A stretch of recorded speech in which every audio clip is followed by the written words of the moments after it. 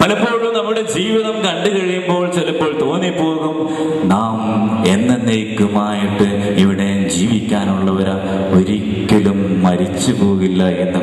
അപ്പോൾ ലക്ഷ്യം മറന്ന് ജീവിക്കുന്ന ഒരവസ്ഥയാണ്. ഈ ഒരു കഥ നിങ്ങൾ കേട്ട് കാണും. ഒരിക്കല് ഒരു മനുഷ്യൻ ബൈക്കിൽ ചീറിപ്പാഞ്ഞു പോകുക അമിത വേഗത്തിൽ. അങ്ങനെ പോകുന്ന സമയത്ത് റോട്ടിൽ ഒരു പോലീസുകാരൻ കൈ കാണിച്ച് നിർത്താൻ പറ്റിയില്ല. കൈ കാണിച്ച് ഒത്തിരി വേഗതയിലായതുകൊണ്ട് ഒത്തിരി ദൂരെ പോയി നിർത്തി. തിരിച്ചു വന്നു. ഹെൽമെറ്റ് ഉണ്ട്, കറുത്ത കോട്ട് ധരിച്ചിട്ടുണ്ട്, ആളെ തിരിച്ചറിയാൻ സാധിക്കുന്നില്ല. എന്നിരുന്നാലും ഈ പോലീസുകാരൻ ഈ മനുഷ്യനെ നോക്കിക്കൊണ്ട് പറഞ്ഞു, അച്ചോ, ഈശോ മിശിഹായ്ക്ക് സ്തുതിയായിരിക്കട്ടെ. ഈ ബൈക്ക് യാത്രക്കാരൻ മെല്ലെ ഹെൽമെറ്റ് ഒക്കെ എടുത്ത് മാറ്റി. എന്നിട്ട് ചോദിച്ചു, എങ്ങനെ മനസ്സിലായി ഞാൻ അച്ഛനാണെന്ന്? എന്റെ പള്ളിയിൽ കുർബാന കാണാൻ വന്നിട്ടുണ്ടാവൂല്ലേ? പോലീസുകാരൻ പറഞ്ഞു, ഇല്ല ഞാൻ വന്നിട്ടില്ല. എന്നാ സാറിന്റെ പള്ളിയിൽ ഞാൻ തിരുനാൾ കുർബാന അർപ്പിക്കാൻ വന്നിട്ടുണ്ടാവൂല്ലേ? ഇല്ല, അവിടെയും വന്നിട്ടില്ല. പിന്നെ എങ്ങനെ മനസ്സിലായി ഞാൻ അച്ഛനാണെന്ന്? അത് മനസ്സിലാക്കാൻ വലിയ ബുദ്ധിയൊന്നും വേണ്ട, എന്നാലും പറയുന്നത് എങ്ങനെയാ? അപ്പൊ പറഞ്ഞു, ഭാര്യയും മക്കളുള്ള ഒരുത്തരും ഇത്ര വേഗത്തില് വണ്ടി ഓടിക്കില്ല. ഇത്ര വേഗത്തില് ചീറിപ്പാഞ്ഞു പോണ കണ്ടപ്പോ മനസ്സിലായി ഇത് അച്ഛൻ തന്നെയായിരിക്കുമെന്ന്. അപ്പോൾ ഇങ്ങനെയാണ് ലക്ഷ്യം മറന്ന് താൻ ആരാണെന്ന് മറന്നു പോകുന്ന ചില വ്യക്തികൾ. ഞാൻ അച്ഛന്മാരെ കുറിച്ച് പറഞ്ഞപ്പോൾ നിങ്ങൾ സന്തോഷിക്കുന്നു വേണ്ട കേട്ടോ. ഉള്ളത് അതൊരു കഥയായിട്ട് പറഞ്ഞു, അതിൽ സന്ദേശം മാത്രം എടുത്താൽ മതി. അപ്പൊ ശരി, അച്ഛന്മാർക്കുള്ള കൊട്ടാണെന്നൊന്നും വിചാരിക്കേണ്ട. അപ്പോൾ നമ്മുടെ ലക്ഷ്യം നാം മറന്നു പോകരുത്. നാം ആരാണ്, എവിടേക്കാണ് നമ്മുടെ ലക്ഷ്യം എന്നുള്ളത് നമ്മൾ മറന്നു പോകുമ്പോൾ മാത്രമാണ് ജീവിതത്തിൽ പലപ്പോഴും അപകടങ്ങൾ സംഭവിക്കുക. നിനക്കൊരു മരണമുണ്ടെന്ന് നീ ആലോചിക്കുക. ഈ ഭൂമിയിൽ വെച്ച് നിനക്കൊരു മരണമുണ്ടെന്നുള്ള ചിന്ത, അതിനെക്കുറിച്ച് നീ ധ്യാനിച്ചു കഴിഞ്ഞാൽ വിശുദ്ധമായ ഒരു ജീവിതം നയിക്കാൻ നിനക്ക് സാധിക്കും ആദ്യം.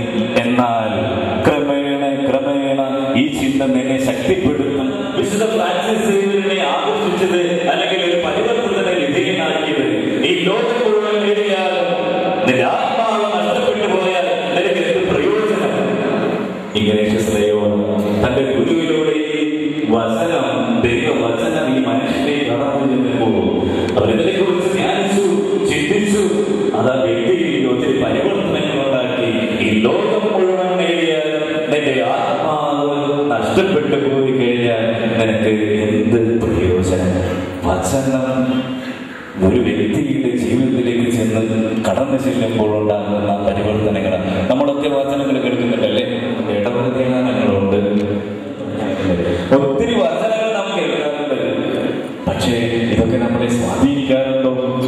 ജീവിതത്തിൽ മാറ്റം വരുത്തുവാനായിട്ട് ഇതൊക്കെ നമ്മെ സഹായിക്കാറുണ്ടോ? ഒരിക്കലും ഒരു മനുഷ്യൻ ഒരു പുസ്തകം വായിച്ചതിലെ വളരെ നന്നായിട്ട് കുടിക്കുന്ന ഒരാളാണ്. മദ്യപാനി, ഒരു സാധാരണ മദ്യപാനിയല്ല. രാവിലെ വൈകുന്നേരം കുടിച്ചിനെ വിറയ്ക്കുന്ന മനുഷ്യൻ, അതുപോലെ വെള്ളമൊടിക്കുന്ന ആള്. ഇദ്ദേഹം ആരോ പറഞ്ഞു കേട്ട് ഒരു പുസ്തകം വായിച്ചു, മദ്യപാനത്തിന്റെ ദുരന്ത ഫലങ്ങൾ. ആ പുസ്തകമൊക്കെ വായിച്ചു, നന്നായി വായിച്ചു.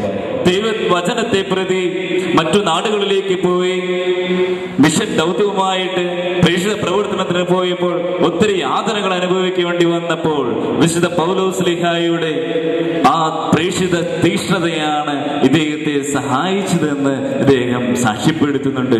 റോമാക്കാർക്ക് എഴുതിയ ലേഖനത്തിൽ വിശുദ്ധ പൗലോസ്ലീഹ പറയും പോലെ, ക്രിസ്തുവിനോടുള്ള സ്നേഹത്തെ പ്രതി ഇതെല്ലാം ഞാൻ സഹിക്കുകയാണ്. ക്ലേശമോ ദുഃഖമോ ദുരിതമോ ആപത്തോ വാളോ നഗ്നതയോ എന്തു തന്നെ ആയിക്കോട്ടെ, ക്രിസ്തുവിന്റെ സ്നേഹത്തിൽ നിന്ന് ആർക്ക് നമ്മെ വേർപെടുത്തുവാനായിട്ട് സാധിക്കും? വിശുദ്ധ ഫ്രാൻസിസ് സേവ്യറും പറയുന്നത് ഇത് തന്നെയാണ്.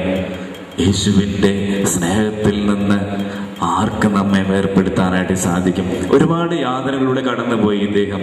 ഇന്ത്യയിലേക്ക് വരുമ്പോൾ അന്ന് കപ്പൽ മാർഗമാണ് വരിക, ഒത്തിരി അപകടങ്ങളൊക്കെ ഉണ്ടായി. എന്നാൽ അദ്ദേഹം പറയുക, ഇതെല്ലാം ആത്മാക്കളുടെ രക്ഷയെ പ്രതി, ക്രൂശിതനായുള്ള ഈശോയോടുള്ള സ്നേഹത്തെ പ്രതിയാണ് ഞാനിത് സഹിക്കുന്നത്. മറ്റെന്തെങ്കിലും വേണ്ടിയാണെങ്കിൽ ഞാനിത് സഹിക്കുമായിരുന്നില്ല എന്ന് അദ്ദേഹം സാക്ഷ്യപ്പെടുത്തുന്നുണ്ട്. സ്നേഹമുള്ളവരെ, കുരിശിനോടുള്ള നമ്മുടെ മനോഭാവം എന്താണ്? കുരിശിനെ നമ്മൾ സ്നേഹിക്കാറുണ്ടോ? കുരിശിനെ നമ്മൾ ധ്യാനിക്കാറുണ്ടോ? സാധാരണ കുരിശല്ല കേട്ടോ പറഞ്ഞേ, സാധാരണ കുരിശല്ല, മറിച്ച് യേശുവിന്റെ കുരിശിനെ. ക്രിസ്തീയ ജീവിതം നയിച്ചതിന്റെ പേരിൽ, ക്രിസ്തീയ മൂല്യങ്ങൾക്ക് വേണ്ടി നിലകൊള്ളേണ്ടതിന്റെ പേരിൽ എന്റെ ജീവിതത്തിലുണ്ടാകുന്ന കുരിശുകൾ. ഇന്നത്തെ സുവിശേഷത്തിൽ നാം വായിച്ചു കേട്ടു, ക്രിസ്തു ഇത് തന്നെയാ പറയുക, ആരെങ്കിലും എന്നെ അനുഗമിക്കുവാനായിട്ട് ആഗ്രഹിക്കുന്നുണ്ടെങ്കിൽ തന്നെ തന്നെ പരിത്യജിച്ച് തന്റെ അനുദിന ജീവിതത്തിലെ കുരിശുമെടുത്ത് എന്റെ പിന്നാലെ വരിക. ഇത് ക്രിസ്തുവിന്റെ ആഹ്വാനമാണ്. ഒരു ക്രിസ്ത്യാനിയാണ് ഞാനും നിങ്ങളെങ്കിൽ, ക്രിസ്തുവിനെ സ്നേഹിക്കുന്നവനാണെങ്കിൽ ഈ കുരിശിനെ സ്നേഹിക്കാനായിട്ട് എനിക്ക് നിങ്ങൾക്കും സാധിക്കണമെന്ന് വചനം നമ്മളെ ഓർമ്മപ്പെടുത്തുന്നു. വിശുദ്ധ ഫ്രാൻസിസ് സേവ്യർ നമ്മെ ഓർമ്മപ്പെടുത്തുന്നു. സ്നേഹമുള്ളവരെ, കുരിശിനെ നമ്മുടെ ജീവിതത്തിൽ സ്വീകരിക്കുവാനും അതുപോലെ തന്നെ അത് സ്നേഹിക്കുവാനും ധ്യാനിക്കാനൊക്കെ നമുക്ക് സാധിക്കട്ടെ. ഈ വർഷം നമ്മൾ ആഗോള സഭ വിശ്വാസ വർഷമായിട്ട് ആചരിക്കുക. വിശ്വാസ സംബന്ധമായ കാര്യങ്ങളെ കുറിച്ച് നമ്മൾ ധ്യാനിക്കുന്നു. കത്തോലിക്ക മതബോധന ഗ്രന്ഥത്തിന്റെ, അതുപോലെ തന്നെ വത്തിക്കാൻ കൗൺസിലുമായി ബന്ധപ്പെട്ട്, അതുപോലെ നമ്മുടെ സിനഡ്, ഇങ്ങനെയുള്ള കാര്യങ്ങളെല്ലാം ബന്ധപ്പെടുത്തി വിശ്വാസവുമായി ബന്ധപ്പെടുത്തി നമ്മൾ ഒത്തിരി കാര്യങ്ങൾ ചിന്തിക്കുകയും ധ്യാനിക്കുകയും നമ്മുടെ അനുദിന ജീവിതത്തിൽ വിശ്വാസത്തിൽ ആഴപ്പെടുവാനും വിശ്വാസത്തിൽ വളരുവാനൊക്കെ, വിശ്വാസത്തിന് അനുസൃതമായുള്ള സ്നേഹത്തിന്റെ ജീവകാരുണ്യ പ്രവൃത്തികൾ ചെയ്യാൻ ഒക്കെ നമ്മൾ പരിശ്രമിച്ചു കൊണ്ടിരിക്കുന്ന ഒരു കാലഘട്ടമാണ്. എനിക്ക് തോന്നുന്നു ഇവിടേക്ക് ഉദ്ഘാടനം ചെയ്യപ്പെട്ടിട്ടുണ്ടാവും എന്നാ വിചാരിക്കുക. സ്നേഹമുള്ളവരെ, എത്രമാത്രം വിശ്വാസത്തിൽ ആഴപ്പെടാനായിട്ട് നമുക്ക് സാധിക്കുന്നുണ്ട്. വിശുദ്ധ ഫ്രാൻസിസ് സേവ്യറിന്റെ ജീവിതം തന്നെ നോക്കുക. ക്രിസ്തുവിൽ ആഴമേറിയ ഒരു വിശ്വാസത്തിന് ഉടമയായിരുന്നു ഇദ്ദേഹം. അതുകൊണ്ട് സ്വന്തം നാട്ടിൽ നിന്ന് ആരോരും അറിയാത്ത, ആരോരുമില്ലാത്ത, ഉറ്റവരും ഉടയരുമില്ലാത്ത, ഒരു പരിചയമില്ലാത്ത വ്യത്യസ്തമായ ഒരു സംസ്കാരമുള്ള നമ്മുടെ ഈ നാട്ടിലേക്ക് അദ്ദേഹം കടന്നു വരിക. ഒത്തിരി അപകടങ്ങൾ അദ്ദേഹത്തെ കാത്തിരിക്കുന്നുണ്ടായിരുന്നു, പ്രതിബന്ധങ്ങൾ കാത്തിരിക്കുന്നുണ്ടായിരുന്നു. എന്നാലും ക്രിസ്തുവിലുള്ള അടിയുറച്ച വിശ്വാസവും പ്രേക്ഷിത തീഷ്ണതയും മൂലം അദ്ദേഹം ഈ ഇന്ത്യ രാജ്യത്തേക്ക് കടന്നു വരിക, കേരളത്തിലേക്ക് വരിക. ഇവിടെ ഈ നാട്ടിലെല്ലാം ചുറ്റി സഞ്ചരിച്ച് ആയിരങ്ങളോട് വചനം പ്രസംഗിച്ച് അവരെല്ലാം മാനസാന്തരപ്പെടുത്തി ക്രിസ്തുവിനെ അവർക്ക് നേടിക്കൊടുത്തു. സ്നേഹമുള്ളവരെ, ഈ ഒരു ദൗത്യം നമുക്കുണ്ട്. വിശുദ്ധ ഫ്രാൻസിസ് സേവ്യറിനെ സ്നേഹിക്കുന്നവരാണ് നമ്മളെങ്കിൽ, വിശുദ്ധ ഫ്രാൻസിസ് സേവ്യറിനോട് ശരിയായിട്ടുള്ള വണക്കവും ബഹുമാനവും നമുക്കുണ്ടെങ്കിൽ, ഈ ഫ്രാൻസിസ് സേവ്യറിന്റെ ജീവിതം മാതൃകയാക്കാനായിട്ട് നമുക്ക് കടപ്പാടുണ്ടല്ലോ എന്നൊരു കാര്യം ഓർക്കുക. തിരുനാളാഘോഷം അതിനും കൂടി നമ്മെ സഹായിക്കണം. അല്ലെങ്കിൽ അതൊരു വ്യർത്ഥമായ ഒരു സാധാരണ പെരുന്നാൾ മാത്രമായിട്ട് മാറിപ്പോകുമെന്ന് ഓർമ്മപ്പെടുത്തട്ടെ. ഈ പ്രേക്ഷിത ദൗത്യം നമ്മൾ ആരംഭിക്കേണ്ടത് നമ്മുടെ വ്യക്തിപരമായ ജീവിതത്തിലും കുടുംബ ജീവിതത്തിലുമാണ്. മറ്റെവിടേക്കും പോകണ്ട. ഇവിടെ ഇരിക്കുന്ന മുതിർന്ന ആളുകളൊന്ന് ചിന്തിച്ചു നോക്കുകയും, നിങ്ങൾ കഷ്ടപ്പെട്ട ഒരു കഷ്ടപ്പാടുകളുടെ നിങ്ങളുടെ പള്ളിയിലൊക്കെ വരാനായിട്ട്, അല്ലെങ്കിൽ വിശ്വാസ സംബന്ധമായ കാര്യങ്ങളിൽ നിങ്ങൾക്കുണ്ടായ ആ ആഴം നിങ്ങളൊന്ന് ചിന്തിച്ചു നോക്കി. ഇന്നത്തെ പുതിയ തലമുറയിൽ കാണാനായിട്ട് സാധിക്കൂ? പുതിയ തലമുറയിലുള്ള കുട്ടികളും യുവജനങ്ങളും, ഞാൻ കുറ്റപ്പെടുത്തി സംസാരിക്കുകയല്ല, സ്നേഹത്തോടുകൂടി തന്നെ പറയുക, കാണാൻ സാധിക്കും. മുതിർന്നവരൊന്ന് ചിന്തിച്ചു നോക്കുകയും നിങ്ങൾക്കുണ്ടായ ആ തീക്ഷ്ണത, എത്ര ദൂരത്താണെങ്കിലും പള്ളിയിൽ വരണം. അന്ന് ബസ്സില്ല, വാഹനങ്ങളില്ല, പള്ളിയിൽ വരാനുള്ള തീക്ഷ്ണത, പ്രാർത്ഥിക്കാനുള്ള തീക്ഷ്ണത, ഒരുമിച്ച് കൂടാനുള്ള തീക്ഷ്ണത, കുടുംബ പ്രാർത്ഥനയിലുള്ള തീക്ഷ്ണത, എന്തെങ്കിലും ഒരു പ്രശ്നം വന്നു കഴിഞ്ഞാൽ പരസ്പരം പങ്കുവെച്ചുകൊണ്ട് അതിനുവേണ്ടി പരിഹാരം തേടി പ്രാർത്ഥിക്കാനുള്ള ഒരു തീക്ഷ്ണത, വികാരിച്ചന്മാരുടെ അടുത്ത് വന്ന് അതൊക്കെ പങ്കുവെച്ച് അച്ഛൻ പ്രാർത്ഥിക്കണമെന്ന് പറയാനുള്ള വലിയൊരു ആഗ്രഹം, താല്പര്യം, ഇതൊക്കെ ഇന്നത്തെ പുതിയ തലമുറയ്ക്ക് നഷ്ടപ്പെട്ടുകൊണ്ടിരിക്കുക. അതുകൊണ്ട് മാതാപിതാക്കൾക്ക് ഒരു ദൗത്യമുണ്ട്, തങ്ങളുടെ കുഞ്ഞുങ്ങളെ വിശ്വാസത്തിൽ വളർത്തുവാനായിട്ട്. ഇന്ന് പലർക്കും വിദ്യാഭ്യാസം കൊടുക്കാൻ വളരെയധികം താല്പര്യമാണ്. ശ്രേഷ്ഠമായ വിദ്യാഭ്യാസം കൊടുക്കണം, തീർച്ചയായും വേണം, നമുക്ക് വേണ്ടതാണ് ശ്രേഷ്ഠമായ വിദ്യാഭ്യാസം. നല്ല സാമ്പത്തിക ഭദ്രത വേണം, അത് ആവശ്യമാണ്, വളരെ ആവശ്യമാണ്.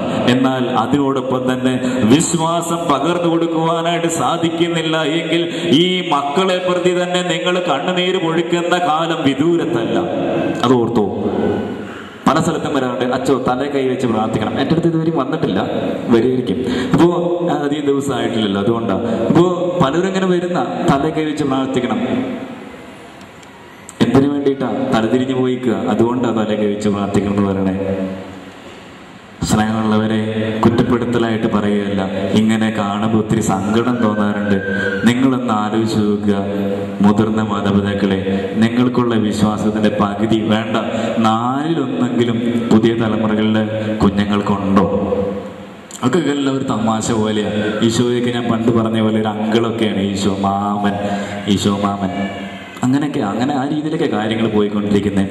അതുകൊണ്ട് വിശ്വാസത്തിൽ നമുക്കുള്ള പൈതൃകമായി കിട്ടിയ വിശ്വാസം കുഞ്ഞുങ്ങൾക്ക് പകർന്നു കൊടുക്കാനായിട്ട്, ദൈവിക മൂല്യങ്ങൾ പകർന്നു കൊടുക്കുവാനായിട്ട് നമുക്ക് സാധിക്കട്ടെ.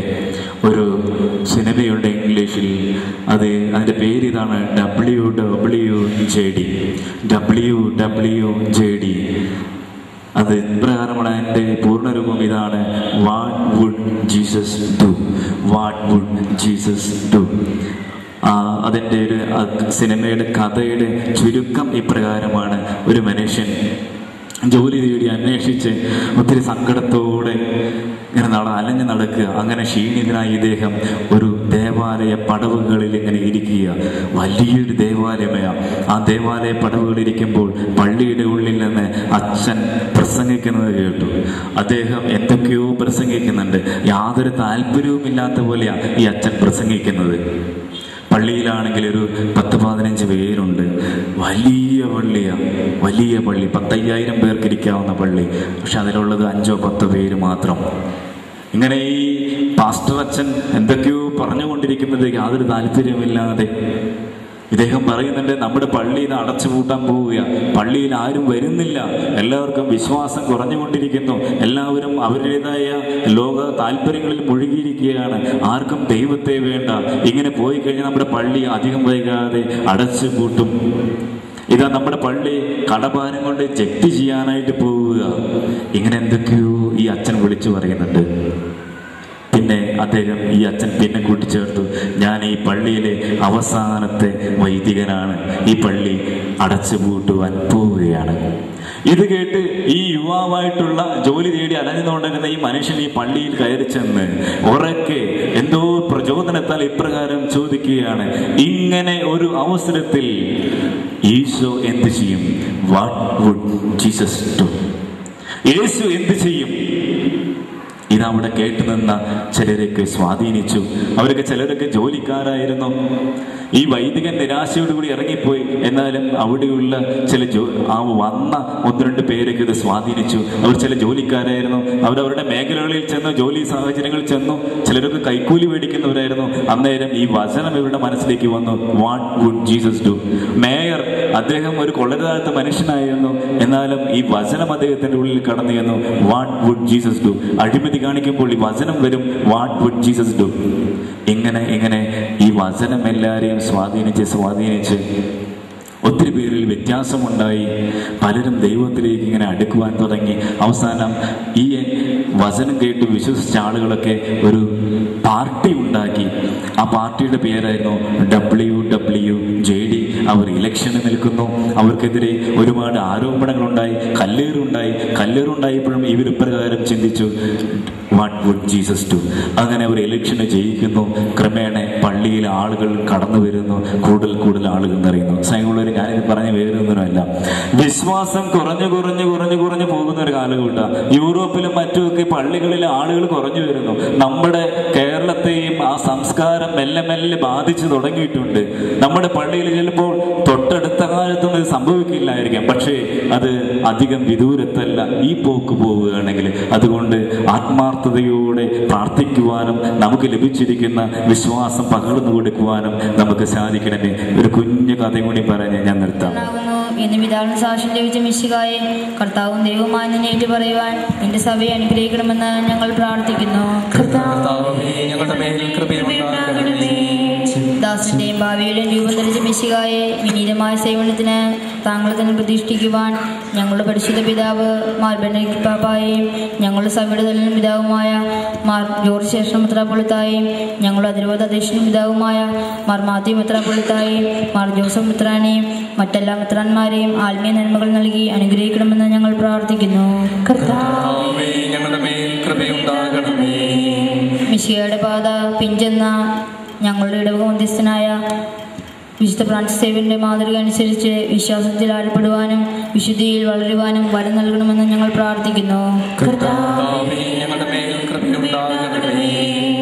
ചെറിയ കാര്യങ്ങളിൽ വിശ്വസ്തരായിരുന്ന ദാസരെ പോലെ അങ്ങ് നൽകിയ താലന്തുകളെ പ്രയോജനപ്പെടുത്തുവാനും വർദ്ധിപ്പിക്കുവാനും ഞങ്ങളെ അനുഗ്രഹിക്കണമെന്ന് ഞങ്ങൾ പ്രാർത്ഥിക്കുന്നു. നമുക്കെല്ലാവർക്കും നാമേ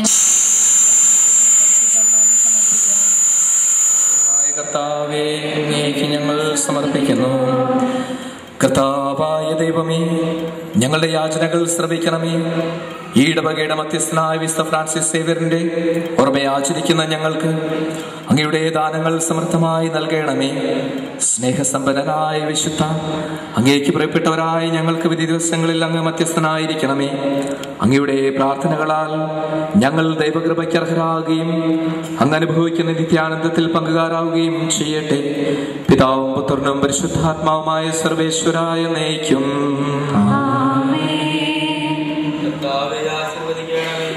സഹോദരരെ, നിങ്ങൾക്ക് അഭിപ്രായത്തിൽ വരിക്കുകയും ആശീർവാദം സ്വീകരിക്കുകയും ചെയ്യുവൻ. കർത്താവേ, ശക്തനായ ദൈവമേ, അങ്ങയുടെ വിശുദ്ധന്റെ കഠിനമായ പീഡകൾ അനുഭവിച്ചു വീണ്ടെടുത്ത ജനമായ പരിശുദ്ധ കത്തോലിക്കാ സഭ അങ്ങയുടേതാകുന്നു. ദൈവസ്വഭാവത്തിൽ അംഗമായി ഒന്നായിരിക്കുന്ന പരിശുദ്ധാത്മാവിന്റെ കൃപാവരത്താൽ യഥാർത്ഥ പൗരോഹിത്യത്തിന്റെ പദവികൾ കൈവപ്പോഴി നൽകപ്പെടുന്നു. വിശ്വാസികൾക്ക് ആത്മീയ ശുശ്രൂഷ ചെയ്യുന്നതിന് പരിശുദ്ധമായ സഭാശരീരത്തിലെ സവിശേഷ അംഗങ്ങളാകുവാൻ നിസ്സാരരും ബലഹീനരുമായ ഞങ്ങളെ അങ്ങ് കാരുണ്യത്തിലേത്താൽ യോഗ്യരാക്കി.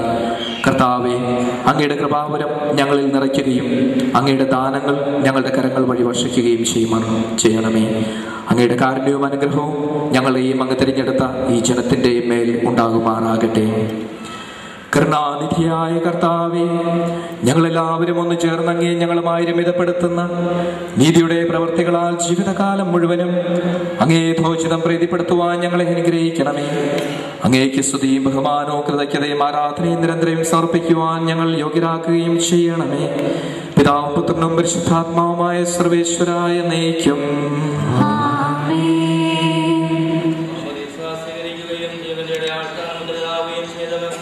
ഭക്തിയോടും ശ്രദ്ധയോടും വിശുദ്ധിയോടും കൂടെ ഈ ദിവരഹസ്യങ്ങളിൽ പങ്കുകൊള്ളട്ടെ.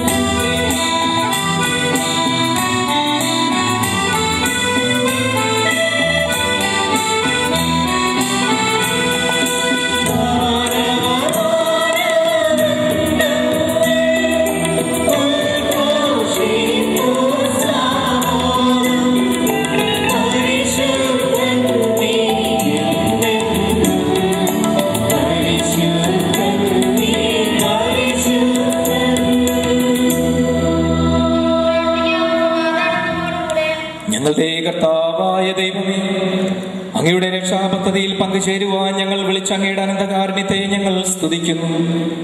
ഞങ്ങളുടെ ഇടവക മധ്യസ്ഥനായ വിശുദ്ധ ഫ്രാൻസിസ് സേവ്യറിന്റെ ഓർമ്മ ആചരിച്ചുകൊണ്ട് ഈ ദിവ്യരഹസ്യങ്ങൾ വിശുദ്ധിയോടെ പരികർമ്മം ചെയ്യുവാൻ ഞങ്ങളെ അനുഗ്രഹിക്കണമേ. പിതാവും പുത്രനും പരിശുദ്ധാത്മാവുമായ സർവേശ്വരായ എന്നേക്കും.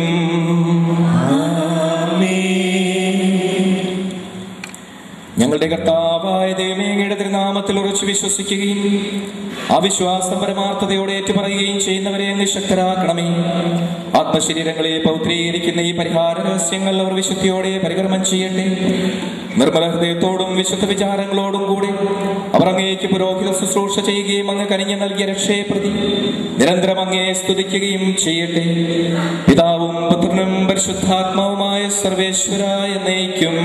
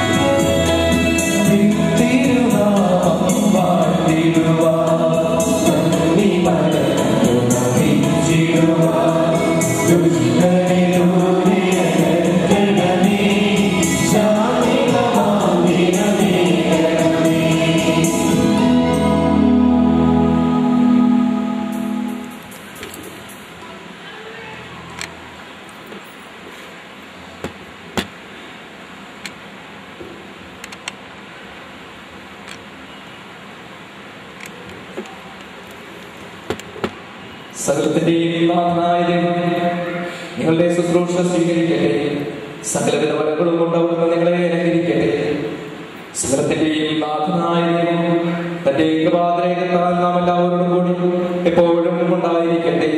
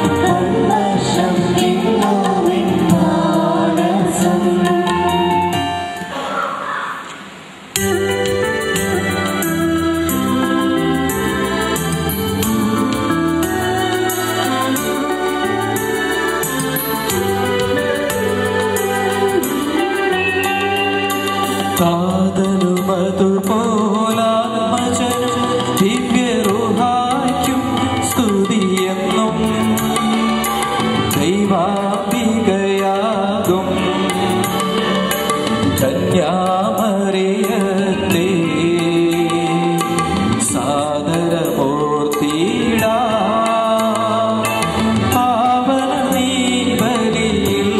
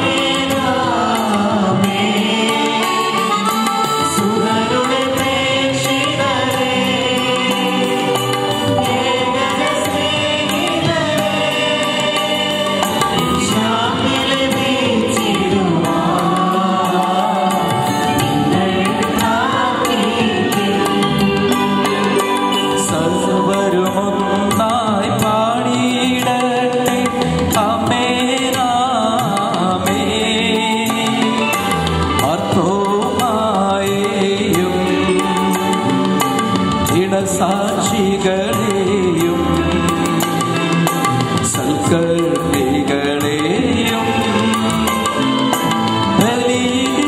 ബലിയിലോത്തിടാ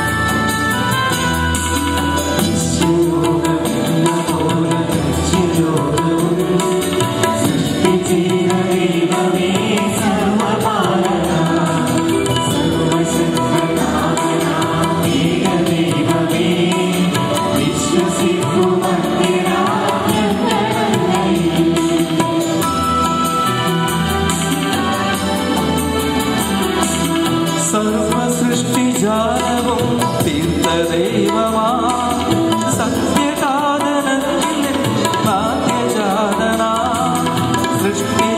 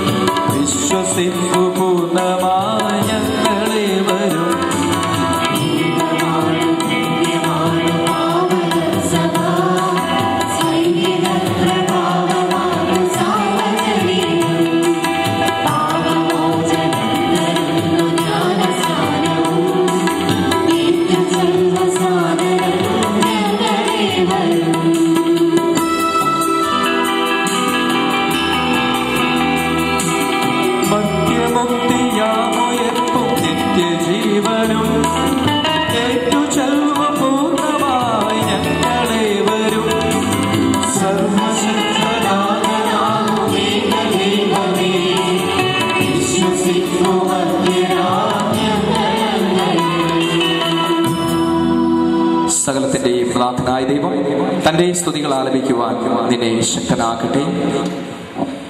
നമുക്ക് പ്രാർത്ഥിക്കാം. സമാധാനം നമ്മോട് കൂടെ. മെത്രാപ്പൊലീത്തമാരും ത്രണ്ടന്മാരുമായ നമ്മുടെ പിതാക്കന്മാർ, പുരോഹിതന്മാർ, ശുശ്രൂഷികൾ എന്നിവരുടെയും ബ്രഹ്മചാരികളുടെയും കന്യകളുടെയും നമ്മുടെ മാതാപിതാക്കന്മാർ, പുത്രപുത്രന്മാർ, സഹോദരി സഹോദരന്മാർ എന്നിവരുടെയും ഓർമ്മയാചരിച്ചുകൊണ്ട് നിങ്ങൾ പ്രാർത്ഥിക്കുവിൻ. മിശിഹായുടെ സ്നേഹിതരും വിശ്വാസികളുമായ എല്ലാ ഉന്നതകളെയും സത്യവിശ്വാസത്തോടെ മരിച്ച് ഈ ലോകത്ത് നിന്ന് വേർപെട്ട എല്ലാവരെയും അനുസ്മരിക്കുവിൻ. മിശിഹായുടെ കൃപയാൽ ഈ ബലി നമുക്ക് സഹായത്തിനും രക്ഷയ്ക്കും സ്വർഗരാജ്യത്തിൽ നിത്യജീവനും കാരണമാകട്ടെ.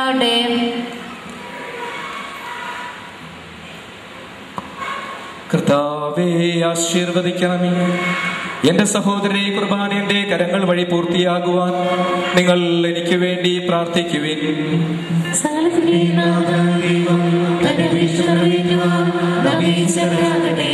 ഈ കുർബാന